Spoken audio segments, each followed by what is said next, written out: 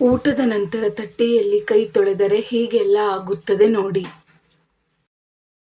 ಶಾಸ್ತ್ರದಲ್ಲಿ ಊಟ ಮಾಡುವುದಕ್ಕೆ ಸಂಬಂಧಿಸಿದಂತೆ ಅನೇಕ ನಿಯಮಗಳನ್ನು ಹೇಳಲಾಗಿದೆ. ಊಟದ ನಿಯಮಗಳನ್ನು ನಾವು ಅಲ್ಲಗಳೆಯುವುದರಿಂದ ಅನ್ನಪೂರ್ಣೇಶ್ವರಿಯ ದೇವಿಯು ಕೋಪಕ್ಕೆ ಗುರಿಯಾಗುತ್ತೇವೆ.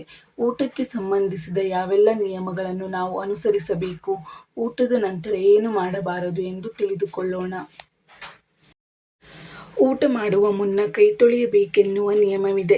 ಊಟಕ್ಕೂ ಮುನ್ನ ಕೈ ತೊಳೆದು ಊಟ ಮಾಡುವುದರಿಂದ ಕೈಯಲ್ಲಿರುವ ಧೂಳಾಗಿರಬಹುದು ಅಥವಾ ಬ್ಯಾಕ್ಟೀರಿಯಾಗಳಾಗಿರಬಹುದು ನಮ್ಮ ಹೊಟ್ಟೆಯನ್ನು ಸೇರುವುದಿಲ್ಲ ಎಂದು ಹೇಳಲಾಗುತ್ತದೆ. ಅದೇ ರೀತಿ ನಾವು ಊಟದ ನಂತರವೂ ಕೈ ತೊಳೆದುಕೊಳ್ಳುತ್ತೇವೆ.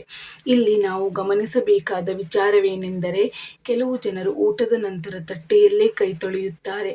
ಊಟದ ಬಳಿಕ ತಟ್ಟೆಯಲ್ಲಿ ಕೈ ತೊಳೆಯುವುದನ್ನು ತಪ್ಪೆಂದು ಪರಿಗಣಿಸಲಾಗುತ್ತದೆ.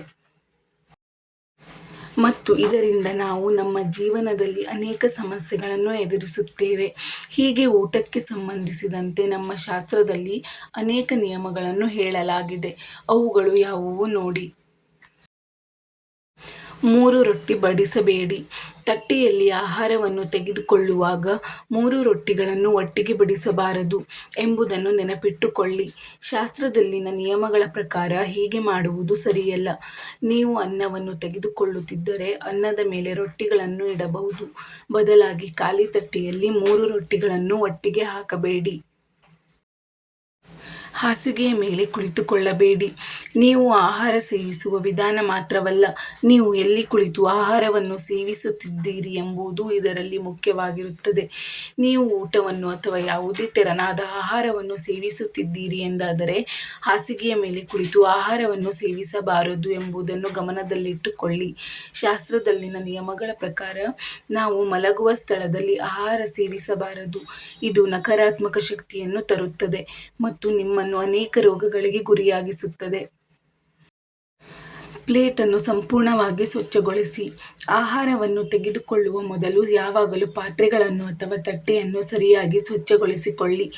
ಅವುಗಳಲ್ಲಿ ಒಂದೇ ಒಂದು ಹನಿ ನೀರೂ ಇರಬಾರದು. ಆಹಾರವನ್ನು ಬಡಿಸುವ ಮೊದಲು ಅವುಗಳನ್ನು ಸ್ವಚ್ಛಗೊಳಿಸಿಕೊಳ್ಳಬೇಕು. ಹೀಗೆ ಮಾಡುವುದರಿಂದ ತಾಯಿ ಅನ್ನಪೂರ್ಣೇಶ್ವರಿಯು ನಿಮ್ಮ ಮೇಲೆ ಸಂತುಷ್ಟ ಆಗುತ್ತಾಳೆ.